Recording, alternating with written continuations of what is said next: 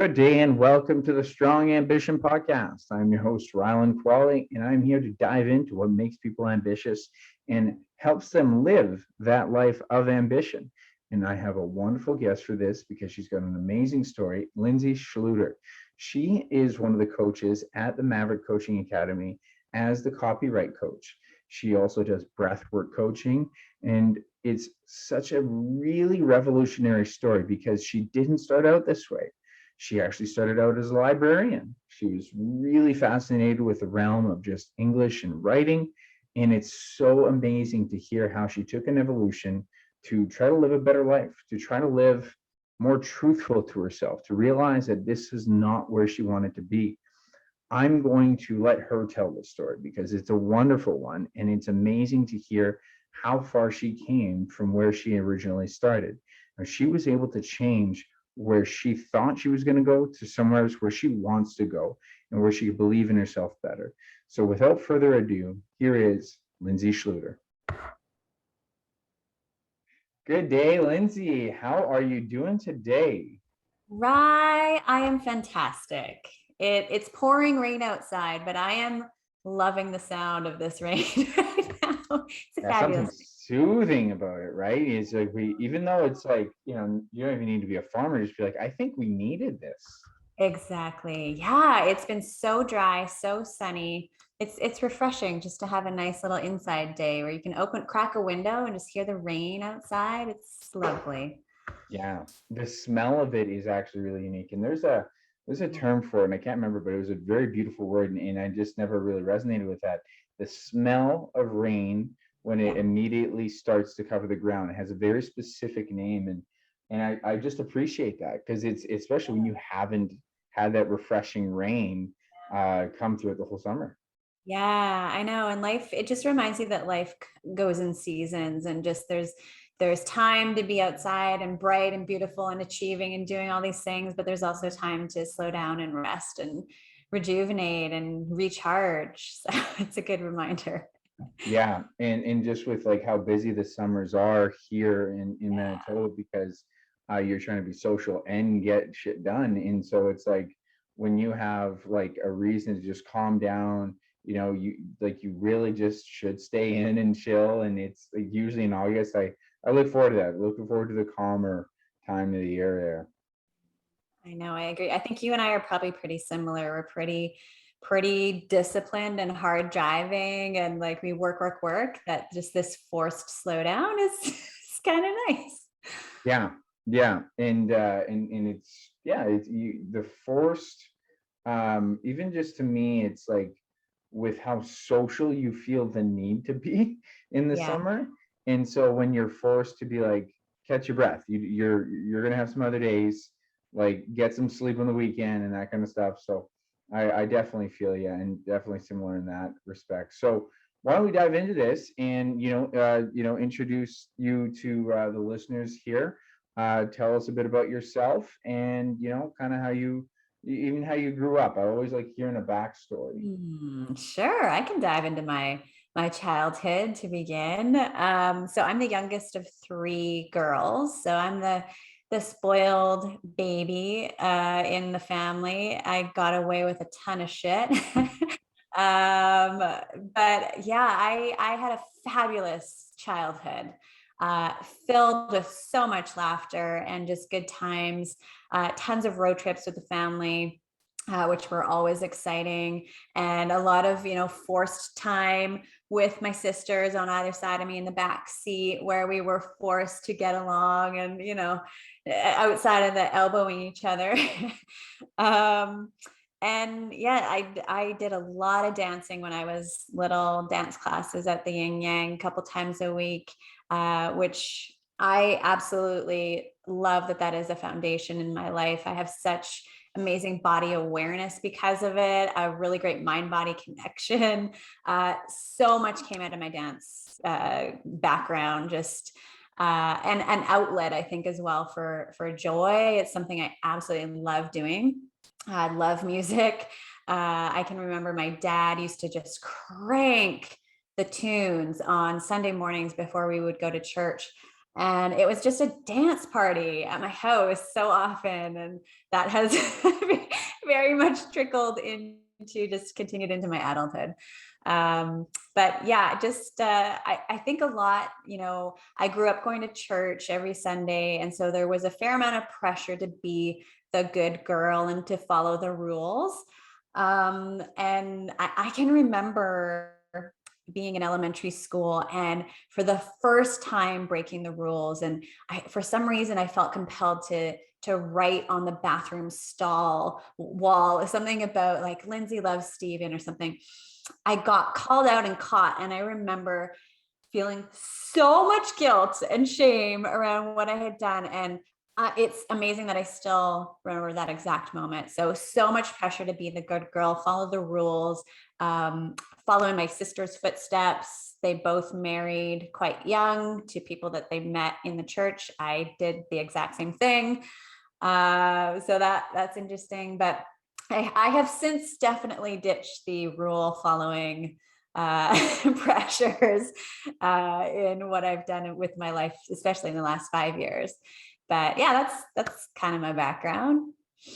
Okay, that's really good because I know we're leading into where there's a good little flip on the story here. So you are, and just so people know where you're coming from, as a copyright coach, and you work for the Maverick Coaching Academy, but you weren't originally there. So you had this kind of initial upbringing that kind of following the guidelines of, that kind of simple church and the traditional family approach. I think we could go into that.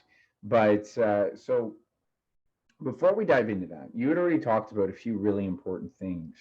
And I want to talk about that transition, but you hit on some really key things. And you telling this story is really important to me because I really understand a little bit more of why you are so high energy and positive. What were some other big moments for you growing up that really, created this perception of who you are as a positive person? Yeah, that's a good question. I feel like my dad, of all people, has had the hugest impact on me growing up. He used to be a marathon runner, so he'd be out, training, running quite a bit on the weekends. He's a big basketball guy, so he'd be out with his friends or in a little like community league doing his games, and we'd go as his daughters to watch him play. And he was always so inspiring to just see him rip up the court and be such a great defender too. I remember just being so in awe of his ability to block just amazing shots. So he was a huge inspiration, just such a great sense of humor too. So witty, so funny, just so much laughter in our family. And if ever there was an opportunity to make a joke and just like be lighthearted, he was there always, just like in there with the humor. Probably one of the most frightening moments of my life was when I got a call. I remember I was working at Old Navy at the time as a full-time sales associate, and I got a call and was called into the back room, and my dad had a heart attack. And it was absolutely earth-shattering because he was the healthiest person I knew. He was always at the gym, always playing basketball, working out, running, and it's the last person you'd think to have a heart attack. So he did survive it. He was literally brought back to life with the paddles. And he's alive to this day, still inspiring me he goes to the gym every day to this day. But it was such a turning point for me to realize, no matter what you put into life, you think you're doing all the right things, you're exercising, you're eating well, it's not necessarily going to prove you're not invisible. You're not going to live forever. It's, to really, really enjoy the time you have with the people who are important to you, make time to see them, just be living your best life. Don't be settling for anything. I think all of us have that kind of realization at some point that, holy shit, life is pretty valuable, and it's not something that we can take for granted. So that was kind of a huge moment for me. Yeah, that's very huge. And like you say, just having that influence of the family environment, it makes a lot of sense knowing that the person that you are you provide that to every group that have been in a discussion with you. And you know, having someone like that as your role model almost be taken away when it doesn't make sense, right? So Yeah. I'm just curious, did they have any was it just random? Did they have any idea of why that happened to them, or? We sort of deduced, I mean, it was more genetics. His own dad passed away from a heart attack and heart disease in his 60s. So it was just sort of, yeah, this is a genetic thing that's carried through the generations. So it's, yeah, he's, I can't, like, just so healthy. Like, what the fuck? He works so hard to prevent these things, but sometimes you just don't have control. Like, just a great reminder too to let go of control and not feel like, okay, I'm doing all these things, so this should guarantee me, I'm living into my 80s. Not necessarily. Totally. And I think just by the story that you described, though, and it's a good thing he didn't pass away when he did, but I mean, the amount of quality of life was certainly there. And I think that's one of the things that, even if it would have been in that more, not a great scenario if you would have passed, like the one thing that you have to always admire is the quality of life that's within people, right? And, I personally don't have any ambition necessarily to live to 100. I want Mhm. to live a good life to Yeah. where it's good. And, like it sounds like that's what he is really amplifying. Yeah, I love that. Yeah, it's not necessarily a longevity goal. It's just how much can you like wring out of this like situation of life in the present moment and what you're doing right now. Just not banking on like, oh, 10 years from now, 20 years from now, I'm going to do this. Which is why I have a big issue, I think, with like retirement, the idea of retirement and issue and like fucking live what you want to live right now. Do your traveling now while you can enjoy it. Don't delay.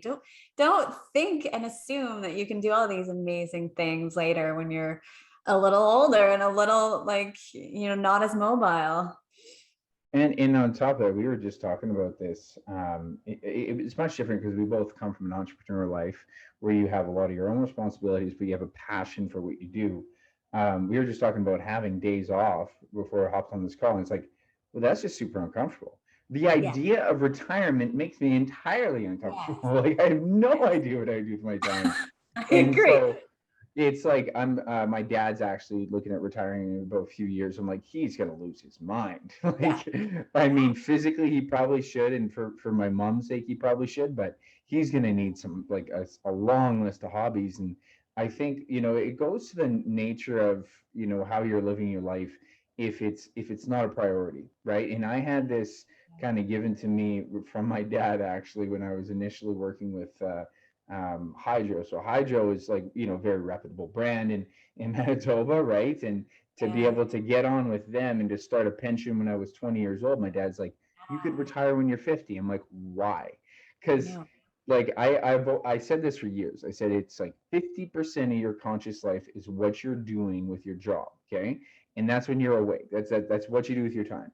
And if you don't look back at that, like you've done something with it, like you Yeah. wanted to get something out of it, then what have you been doing with your life? Is it worth that time? And so if it's about you getting to be 50 and then living, like, and you just said, there's no guarantees. So it's Yeah. more about what can we do with the time, not how much time there is. Yeah. Oh, that's so good, right? And just I can so resonate with that I'm not motivated by retirement and downtime and relaxing. Like I thrive in an environment of like just like putting myself out there and high energy and like impacting people and like creating new things. That I love that kind of drive. So retirement scares me. And something that you said, it just, I feel like so often people attach their identity to their job, and retirement is this huge wake up call of like, well, who the fuck am I if like I'm not the manager of so-and-so or the CEO of this company. When all of a sudden that's stripped away, like, if you don't even know who you are at the core, that's going to be a pretty tough transition. And just having the things in your life where I'm living my passion. This can have many different outlets or ways to express itself. I'm doing things in my downtime that just satisfy me, that I know, I can pick up a guitar and do some singing when I'm 80 years old and I'll still feel amazing. Just not being afraid to cultivate the parts of your identity that are outside of your job. That's such an important mindset. Like, that's a huge issue for athletes. Like, Yeah. imagine, because athletes aren't talking about retiring when they're 50 or 60, which is, general public would be looking at. The average athlete is probably in their 30s or 40s.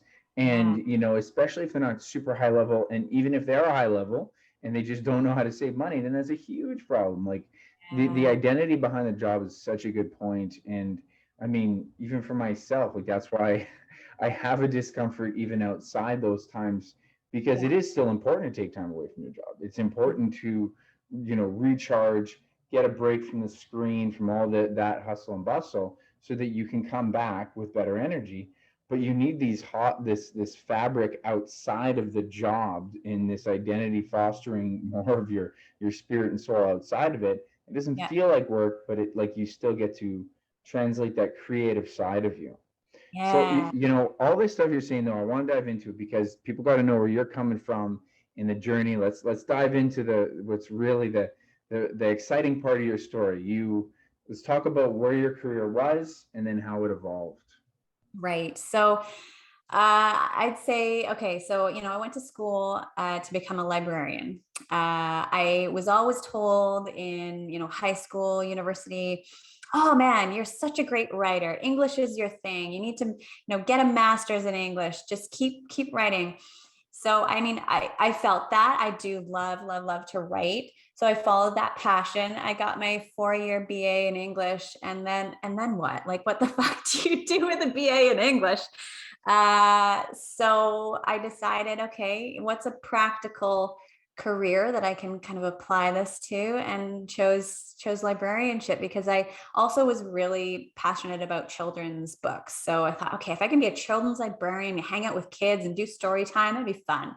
So I followed that path, got into the job, and it was a moment where I felt, oh my God, I've climbed this mountain to get to this point, and I'm not feeling it. Like, this is not my calling. There were several points where I kind of felt like, oh, this is a waste of of a life here. What am I doing? And I was doing a bit of a deep dive into personal development at that point, and just kind of really asking myself, why was I making the decisions I was making? Was this in alignment with who I am? Like, can I be doing something different or more that feels more fulfilling, rather than coming to a 9 to 5, Monday to Friday, just like, oh, I can remember Friday afternoons just being so antsy to get out of the office and home and away from my job. And that's just the worst feeling. So decided to jump ship, which was very, very scary. I didn't even have a plan as to what I was going to do next. A lot of people kind of get their ducks in a row of like, okay, I'm going to make this transition. I'm going to do this. It's going to be smooth. I'm not going to lose any income. But I couldn't stand it any longer. I jumped out of my very safe, secure pension, like guaranteed job. And I decided, you know what? I am so passionate about fitness. The best part of my day was always working out at lunch. I would go to Yoga Public, work out there for an hour, and I loved it. I thought, you know what? I'm going to follow that passion. I'm just going to be a personal trainer. So for that fall, I did all of my studying. I took the certification, passed the exams, and just dove right into it. Okay, I started some boot camps, did some personal training, one-on-one clients, did some strength classes, and for a while, definitely was in the groove with it, and loved it, really enjoyed it. As you know, it's tricky. I mean, you don't necessarily go into that kind of thing thinking, all right, I'm a business owner. I'm an entrepreneur. I got to like get into the sales and the marketing and all the things that are so challenging about it. So I really, really struggled with the business side of it to really scale it and to see some growth that could provide me with some stability in terms of, income. And at that same time, met Gavin McHale, who was just starting up with this kind of business coaching thing for personal trainers. So I went through the course, did it, learned a ton about how to really build my business. But at the same time, just sort of fell in love with working with Gavin and just how, like, oh man, we had a lot of rapport. We had a lot of similar beliefs around mindset. And he knew that I was a writer, so we started working together and I started writing for him, and that opportunity just kept growing and growing and growing, and his expertise in sales and just able to build that piece of his business was really complemented by what I could do in terms of content.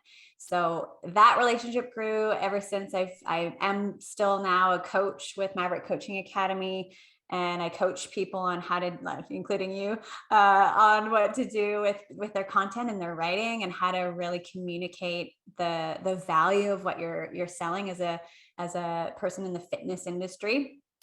And that's incredibly fulfilling. It's something that I could have never imagined it happening or envisioned this as a job when like 5 years ago. It just very naturally has emerged. And I love that it's something I've really been able to kind of create and just follow my passion and follow what I'm really enjoying doing, and where am I creating impact, seeing that and just like doubling down on like, okay, I'm loving this and it's actually really changing lives and helping people. That part of it feels so, so good. And then most recently, so I'm just now in a place where I feel continual involvement is just, it so speaks to me. I'm such a multi-passionate person. And really, I love to be challenged by different opportunities. I don't like to stay stagnant or in one place for too long.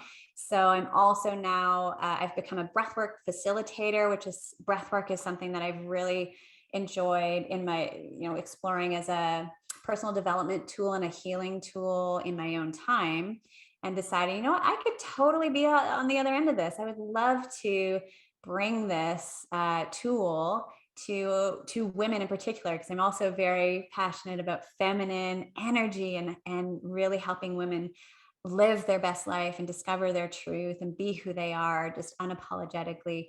So breath work now is my latest thing, as well as Maverick coaching. That will always be deep in my heart.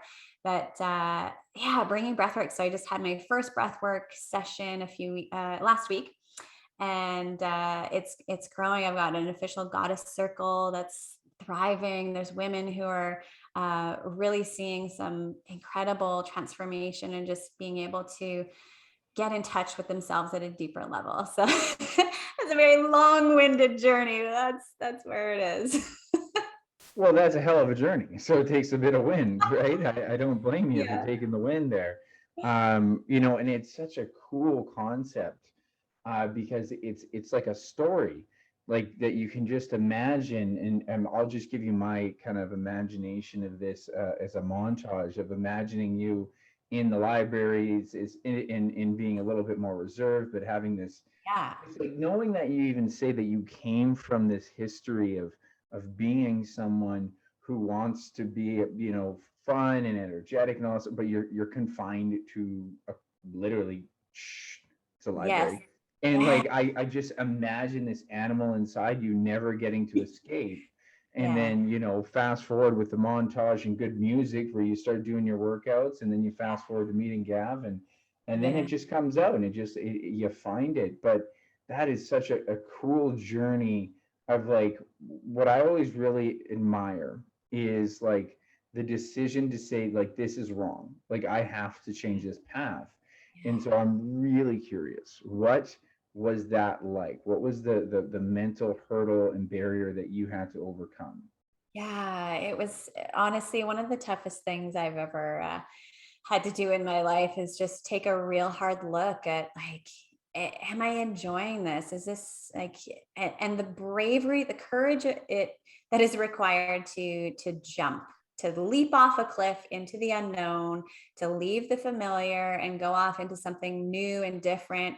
I didn't even have a fucking plan. Like I didn't know where I was going to be landing or what I was going to be doing. I just thought, I just need to follow my heart. And I think as well in my personal development, I've really leaned into the idea of choosing joy. Just constantly, is there a way that I can choose joy here? And am I choosing to be, miserable in this job? I have a choice to make a change.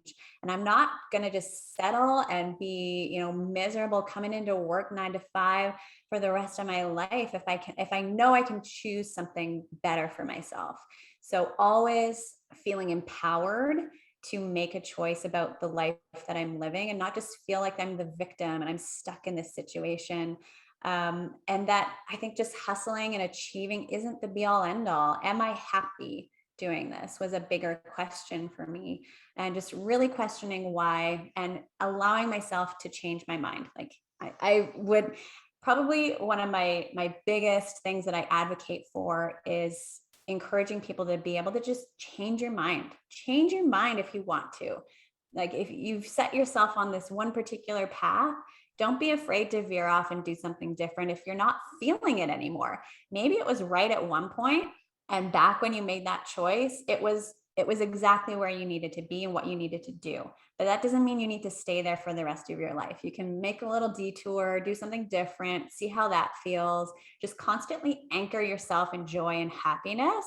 And I think you'll have a secret to life. I think it's happiness and joy.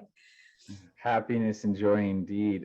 Well, the main thing I think there's a couple of big things there that I love that you mentioned, and I just want to point out that I really like the terminology, because the word victim is actually something that people aren't even aware that they're doing to themselves, and they create this kind of narrative, as we know, with limited beliefs are so powerful, and that like I have to live this life, like this is what I have to do.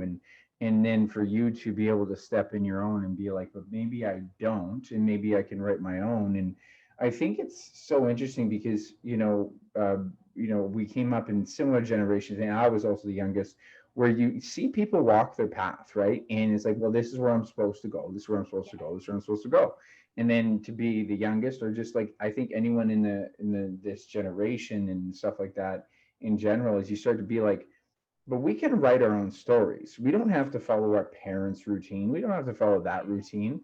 And I embrace that. And it looks like you did as well. And that gives you so much power. It gives you a lot of responsibility, and things can go very wrong. But at the same time, the fulfillment and that joy and that whole pursuit, and this is my code, it's not the pursuit of happiness, it's a happiness within pursuit, and you get to live a more thrilling life because of the fact that you put more stake into it, you put more value into what you want to get out of it. So I think that's so cool. Do you remember any specific points that were like, that was a hard day, that was a hard decision, and that was a pretty big point for you? I can remember when I was sitting at the library, and all of a sudden I was told that my schedule was about to change. I could no longer work out at lunch. I was much more confined and constricted to just being accountable to, okay, yeah, you're checking in exactly at this time and you're out at this time. And I think anytime you're in transition where your mind is already thinking that you don't want to be where your body is, you're sending that message out to the universe, and the universe is going to kind of give you a little bit of a nudge or a push or a signal that, okay, I'm going to make this even more uncomfortable for you. And I'm going to see if you're going to actually listen to what is going on in your heart, that you want to leave the situation. So I kept feeling even more constrained and more constrained and more constrained, just to the point where it was almost like a bottle of champagne. I'm just like, pop, I'm done. I can't do this anymore. But the stress of that, I can't tell you how many nights I could barely sleep and tossing and turning. Like, what do? I got to get out of here. I don't know what I want to do. and just being able to trust. I think that was the greatest lesson in trusting myself, that, you know what, it was a big shift. It was a big risk. I think there were a few kind of wrong turns that I made in, after leaving, and just the choices I made to, like, okay, what do I do? But in the end, it didn't matter. Like, I'm in such a wonderful place right now. And I'm so grateful to my past self for being able to trust this current self, like, doing what I'm doing. Absolutely. Creating this new trust, but when you're used to living a lifestyle where you're kind of in some way supposed to trust it, it's a hard thing. And this goes Yeah. back to that whole concept of what we have to tell ourselves. And I think this is also like an environmental thing. I think like you look at like what your influence is in your environment. Like, do you have some way, some people telling you another story could be told in some way, and I argue this to some extent, like those who become victims of their circumstances sometimes aren't aware. And I wonder about, if I didn't hear this person say this inspiring thought, if I didn't see someone give me this idea and this experience, I might be on a different path. And Mm-hmm. sometimes you need those kind of jarring moments where you're like, you know what, but like, this isn't the only way to live. This isn't the only way to think. And I think that, to me, that's what ends up giving you the power to choose your own, is when you're at least exposed to alternative ideas. Yeah, I agree. I think really during that time, what gave me the courage as well is just, like you say, hearing the alternative story. Like, I was really getting into, like, Eckhart Tolle and, like, Joe Dispenza and Byron Katie and all these, like, incredibly inspiring people who just simplified, like, life, and just, okay, just be happy. Like, don't settle. And yeah, just those voices. Even I can remember watching, like, documentaries about, I remember this one that was called Jesus Camp, and it just, like, threw my world into a loop, because I was like, oh my god, that's my childhood, is, like, just almost being brainwashed as this is the way life should be. And the whole take in the documentary was just kind of showing that other side, the other perception of, like, is this really serving these kids? So just some of those wake up calls, like, you don't even realize when they're coming or where they're going to come from, and they completely change the trajectory of your entire life. Like, oh, it's amazing. Yes, that's a great documentary. I know exactly what you're talking about, Yeah, and it, yeah, it yeah, it gives you a few head shakes where you're like, whoa. yeah. And that's what I mean when I say, like, you get lucky to some degree and unlucky with your exposure to alternative ideas. And so that's kind of even why I believe in this podcast. Like, I like to have put these thoughts out for people, is like, make sure that you're feeling like you're living some sort of a passion, and you're really thrilled with your career in some way. And Mhm. I really love this evolution from fitness to copyright and now breath work coach. And so I kind of Mhm. want to dive into the breath work coach a little bit. And I want you to tell people what breath work is about, and how do you utilize it? Oh my God. I am so in love with breath work, Ray. It's just, I'm obsessed, really. I first kind of got into it about a year ago, and it was something that really, really allowed me to move through my heartbreak. So I was really dealing with, like, some pretty big, like, heart chakra issues. So some just, like, closed off, like, emotion. And I was constantly being triggered and re-triggered, and when am I just going to get over this? And thinking time is just going to heal this. And it wasn't. And did an amazing breathwork session so breathwork, essentially, you're breathing, doing a tripart breath. So you're breathing into your belly, breathing into your chest, and exhaling through your mouth. And you're sustaining that breath for about 20-ish minutes. So it's pretty focused, and it's a lot of work to kind of sustain that at first. And then your body kind of takes over and knows what to do.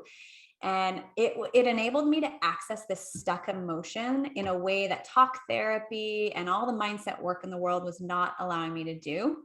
So it's an embodiment practice that gets you out of your head and into your body. And a lot of us we need this kind of therapy, because we're all stuck in our heads. We're all stuck in this like fight or flight mode of just going, and what's the next thing, and I need to worry about this, and I'm anxious about this coming, and oh, even like thinking about past things and ruminating over regret, and oh, I shouldn't have done that. And we're never really anchoring ourselves in the present moment. And for somebody, I mean, I've really struggled with, I'm not sure about you, I've really struggled with meditation over my lifetime of really making it work. And I've always been very critical of myself that I just, my mind is just, I've got such a monkey mind. I can't meditate. I suck at this. And, I'm working on that piece, but the breath work is something that you don't even have to force yourself to do. It just happens so naturally. So I've been able to use it to really break through some incredibly strong, heavy emotions. Even just did a session with Jay Bradley a couple weeks ago that was really working through some sexual trauma and like really heavy, deeply set emotions around just like repressing my sexuality. And there's just so many things that can come out of this really powerful vehicle, and what it's actually doing for you. Why the breath? What does this do? And it's just so powerful because it is literally oxygenating and alkalizing your body. So it's changing the chemistry of what's going on in your body. And it's really allowing you to move that stuck energy and stuck emotion and releasing. I mean, there's so many hormonal things going on in your body too when you're taking in that much oxygen and releasing that much carbon dioxide. So we're such shallow breathers, I think, just naturally. So getting some good deep breath into your body, all kinds of things happening with oxytocin and endorphins and releasing the cortisol levels. So scientifically, I mean, there's all kinds of things and data and research that shows the power of breath work. But just anecdotally, I mean, if you've never done it, I would absolutely love anybody to like hit me up in the DMs. I'll like guide you through a little session. Like it's unbelievably powerful. And I know you've done it as well, Ryan. You've had some pretty amazing experiences. I love breath work.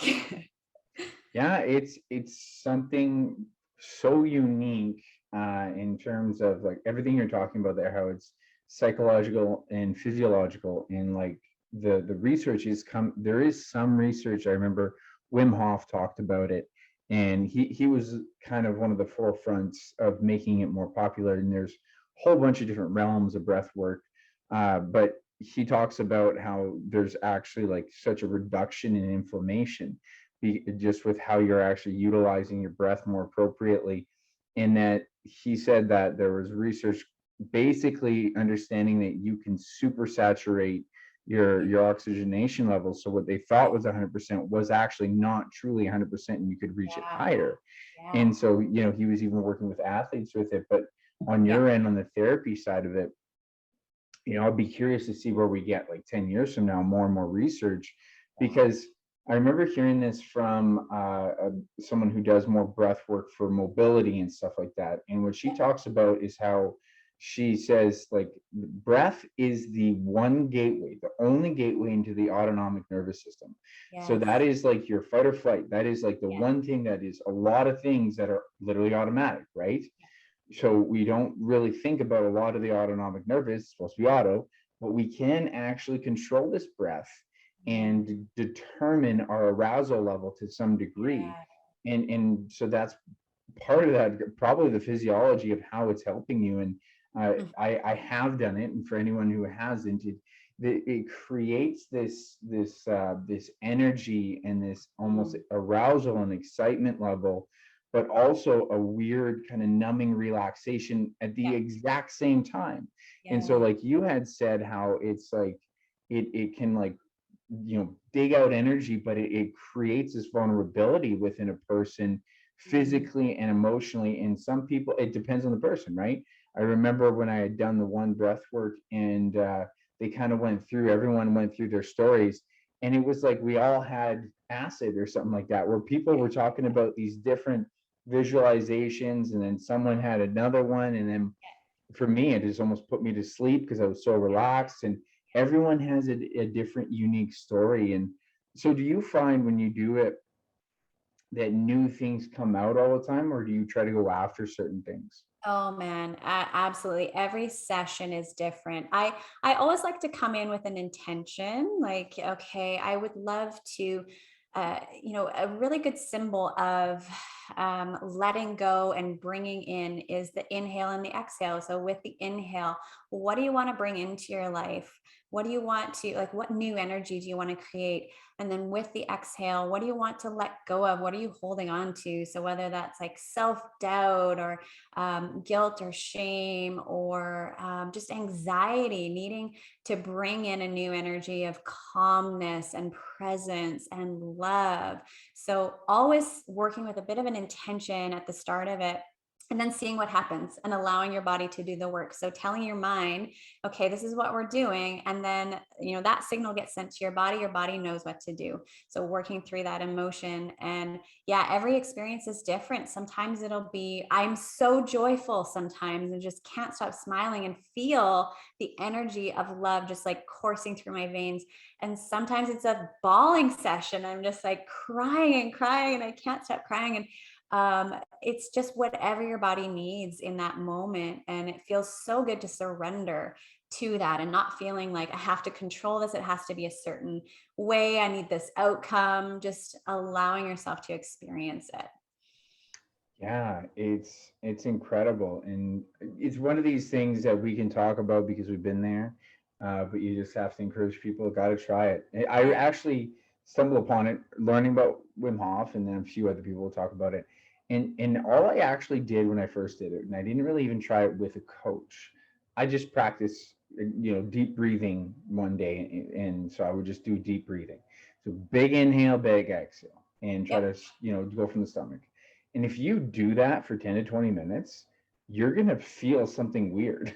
And you're going Yeah. to feel like, whoa, there's something going on in my body. I'm Yeah. tingling. I feel like relaxed but excited. And then like the coaching end of it is something that I appreciated later when I did some sessions was hearing the coach guide your thoughts, hearing the coach guide your emotions, which is Yeah. so important to get something out of it on the psychological end of it, right? Yeah, yeah. I had a really great question from somebody last week about, what's the benefit of doing this in a group? Like what, like clearly you can just breathe on your own. Why do I need a coach? Why do I need somebody to guide me through this? And I just think, it's the same thing with anything fitness related. Just that group energy and group environment, first of all, is incredible. Just feeding off the energy and intentions of other people is really powerful for your own practice. And then having a coach, just having, not only the accountability of, okay, I'm going to do this, once a month or however often you want to do it, but that guiding process and being able to really surrender and let go, I think at a deeper level than you could on your own. And just, yeah, this breathwork session I did with Jay a couple of weeks ago, there's no way I could have gotten to the place and the depth of emotion that I got to without his guidance. Just really talking me through it and reminding me that, he was creating space and I was safe and able to let go. Sometimes you just need that other person to like to be able to trust like where you're going on this journey.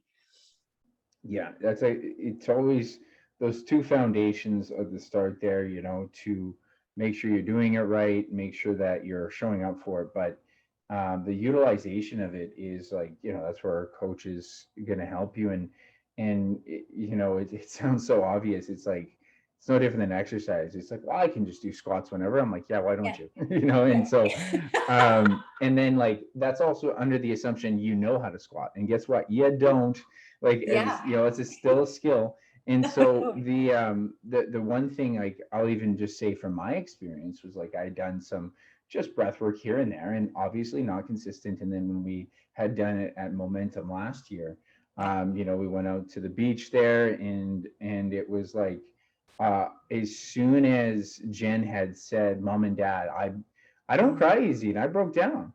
And yeah. it was like, it wasn't that I don't put myself there. I don't want to put myself there. But then in that group environment, you heard some other people get emotional. It's like, but it's okay. And so all of those things are so relevant to it. So I really encourage people to dive into it, to really learn something about yourself. It's one of those things where you just got to kind of try, right? Yeah. To knock Yeah. down that wall of resistance. Yeah. And right, if I recall correctly, you ran into the lake completely buck naked after that breathwork session. Is this correct? 100%. As a matter of fact, part of the breathwork session was let go of the inhibitions. And Yeah. I remember that day, and I think I was hearing this in my head more and more. And it was, there's so many times where I think of something and I think of something to say, but then I worry about it. Yeah. And so it's like this little excessive filter of intuition. And then I started to be like, well, trust yourself and find out. And Yeah. that day was like a perfect practice where, you know, I didn't know the Maverick group that well. I Yeah. didn't know that many people that well in person at all. But I had an idea because Jen gave me the idea. It's like run into the water naked. And I honestly thought she was going to do it too. I thought someone else, I didn't think I was going to be the only one. But I also just said, yeah, I'm doing it. And just Yeah. don't overthink it. And again, it give you that power of trusting yourself a little bit. And it was Yeah. like an important practice. And it was cold. So it takes some bravery there. It takes some Very definite brave. bravery there. But for yourself, I do want to talk about this, and I think we kind of talked about it, but I see you as this person who embraces taking on big challenges. You have this fearlessness to you. You have this energy to you, and a great work ethic. So, do you think this is from that upbringing? Do you have any other big influences that you think you get that from? Mm. Well, I mean, at this point, my kids are a massive influence on me.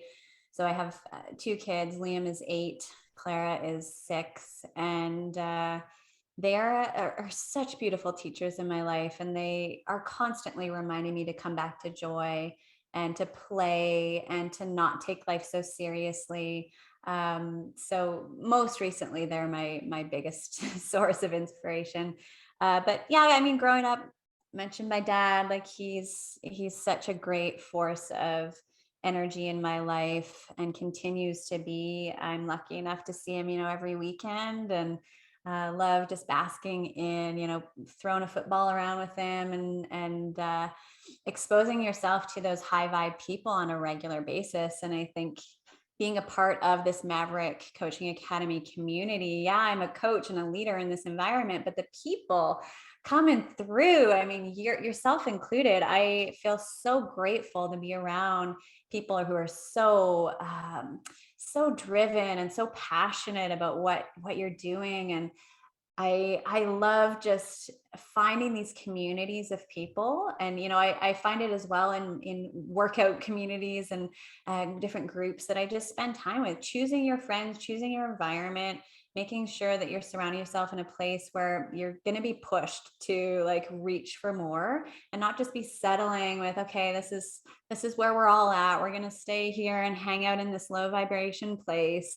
Really being deliberate about who you surround yourself with. That is such a good thing to point out, and I'll go back to what I said. Is like that exposure to your environment. You really will be a product of your environment to some extent, and if you choose, but you can choose your environment to have that effect. And one of the hardest things for those who are trying to do kind of their own thing with business is that if you don't, like, coworkers can bring you up or down, but without coworkers and being in your own, then it can feel very alone. And that was, something I struggled with before I came to the Maverick Coaching Academy. Is like, that's why I never had completely just my own business. Was I always had to work for not just a safety net for money, but like the environment and everything.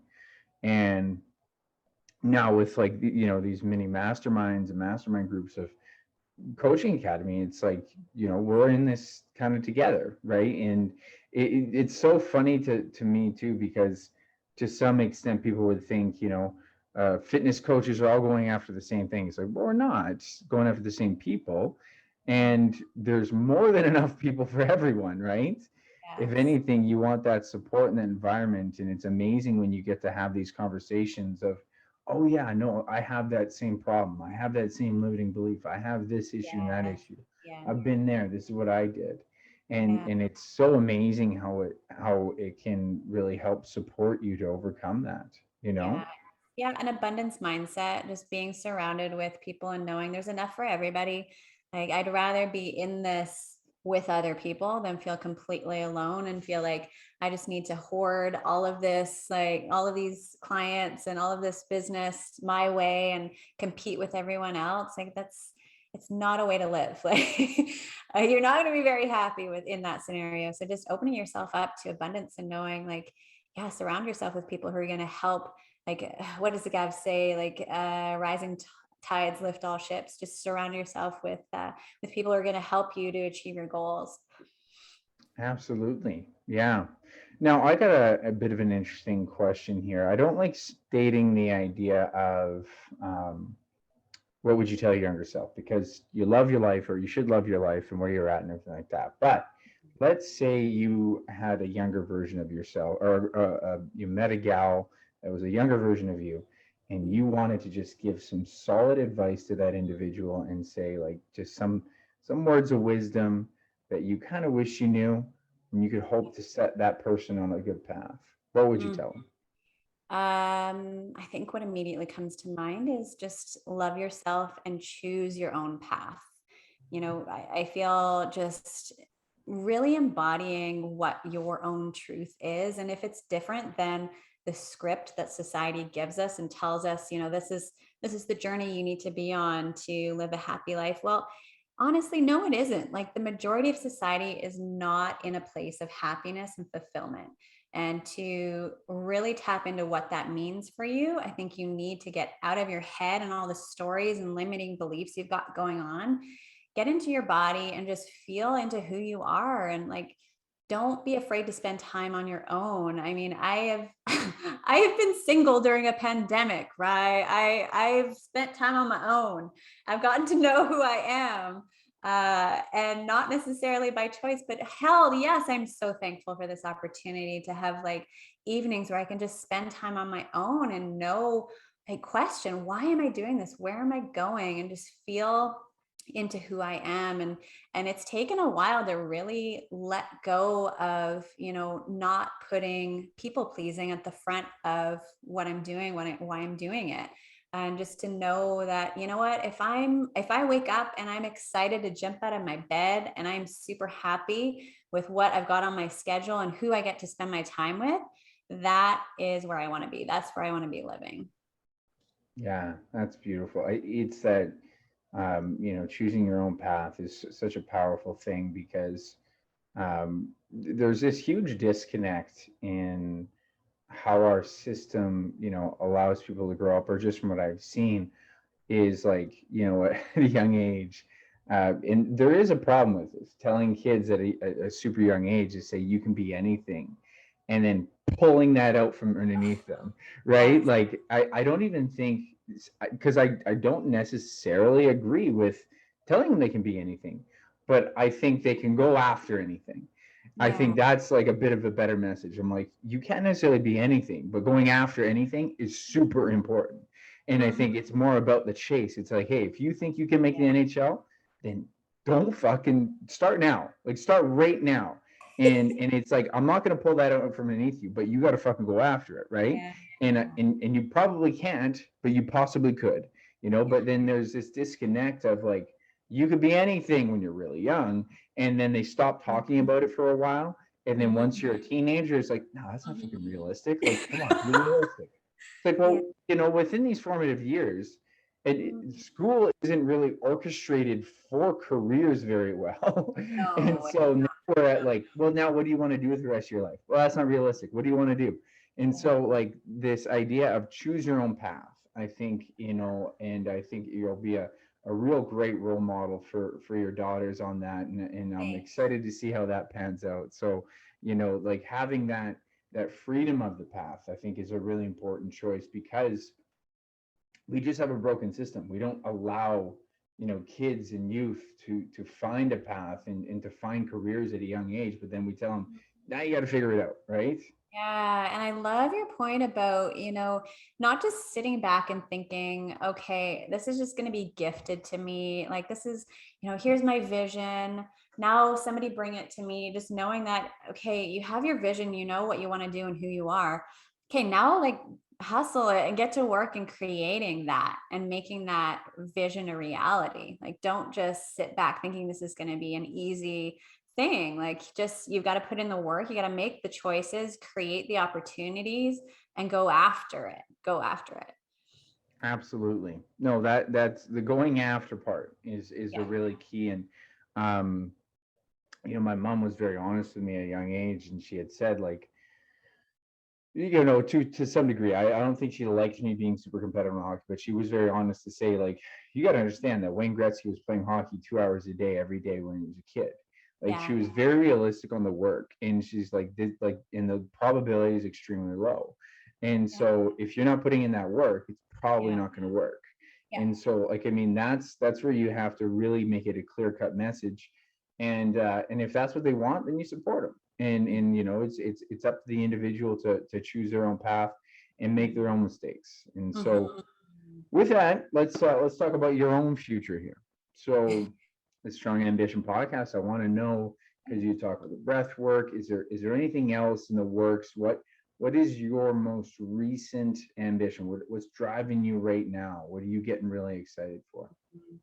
I'm really excited about feminine energy and really supporting women to find and live their truth. I'm working on a book that's very much on the back burner, but it's a project that's coming along that's just kind of talking about choosing your path and discovering who you are. And I think women in particular just need that strong message and an example of, what does it look like to like discover who you are? How do I do that? And what choices are ahead of me that I really should look at and question and think about why. I love the idea of, all throughout society and for centuries we've been dominated by this masculine energy of, doing and achieving and just hustle hard no matter what, and bringing in a balanced approach. And I think there is definitely still value in masculine energy. Hell, it is something that dominates my world very much. I'm so disciplined and so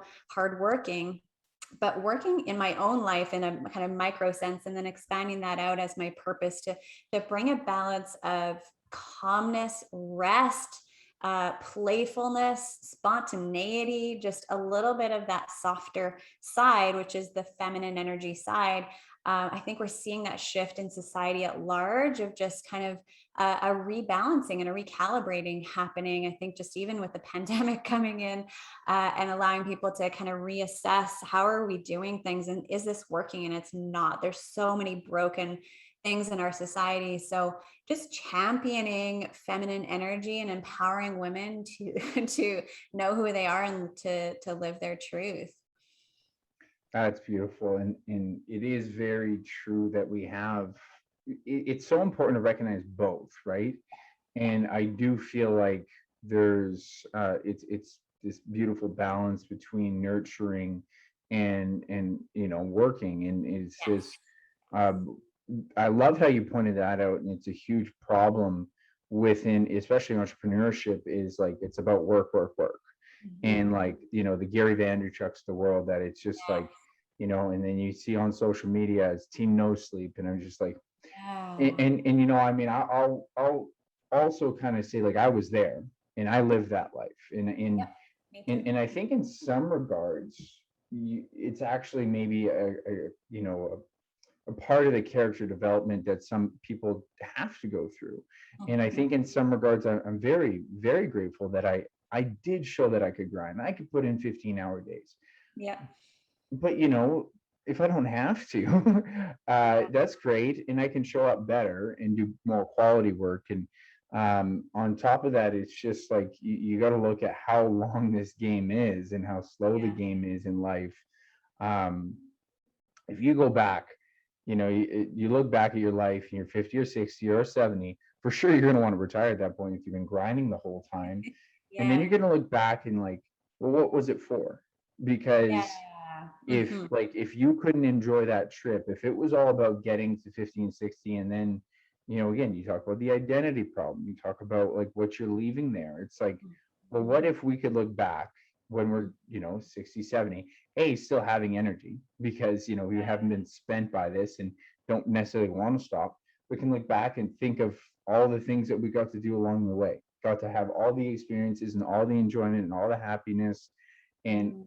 instead of looking back at the grind constantly, like, and then that's all you're going to do is you're going to talk about your grind, oh man, all those grind days. And so, but the in between and embracing that other side of you, the nurturing side, I think is so important.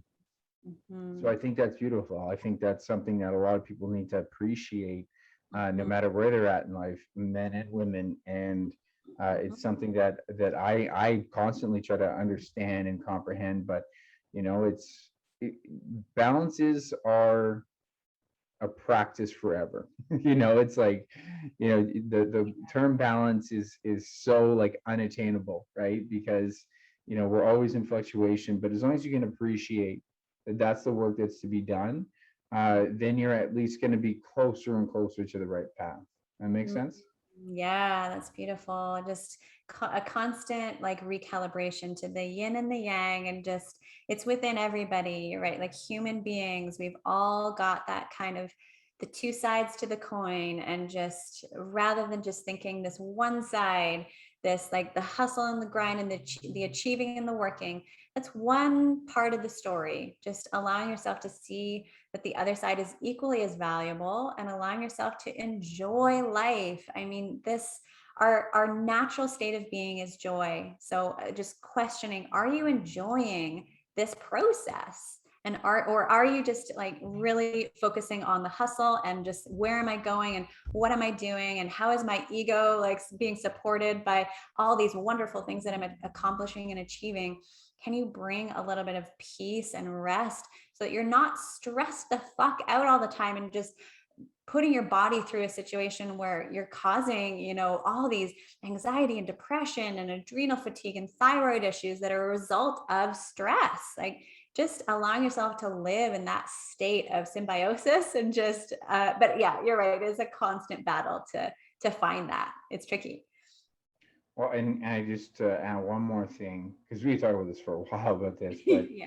is that um, it's it's easier, and I think this came from the former culture of maybe our parents and the parents upbringing of there was a scarcity mindset.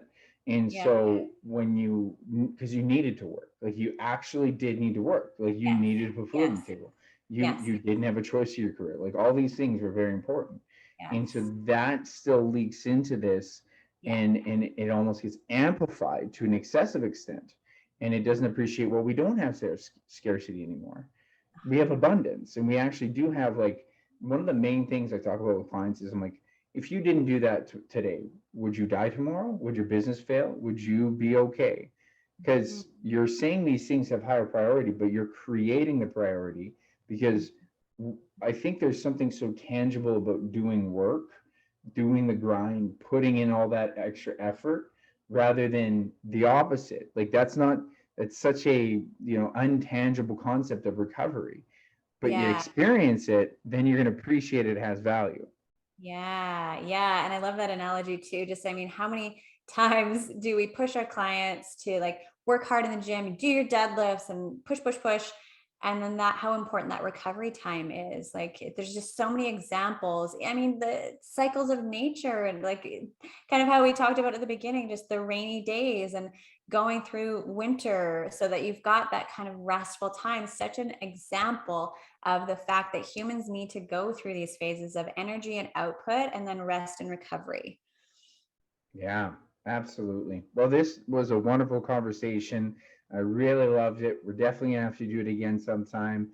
So why Yeah. don't you tell all the listeners where they can find more about you and how they could use your wonderful services? Oh, awesome. Thanks, Rai. Yeah, this was great. I am on Instagram at I am Lindsay Jane. That's where I'm most active. I've got a website, lindsayjanewrites.com. with a bunch of information about my goddess circle and breath work. I try to get there on Instagram quite frequently, just sharing bits about my life and my kids and inspirational stuff, and just always focused on joy and choosing joy. So that's what I'm all about. Beautiful, beautiful. Awesome. Well, thank you again, Lindsay. Again, we'll definitely do this again sometimes. It's a great conversation. It You have a was. wonderful day. Thanks, you too. Thanks again to Lindsay Schluter.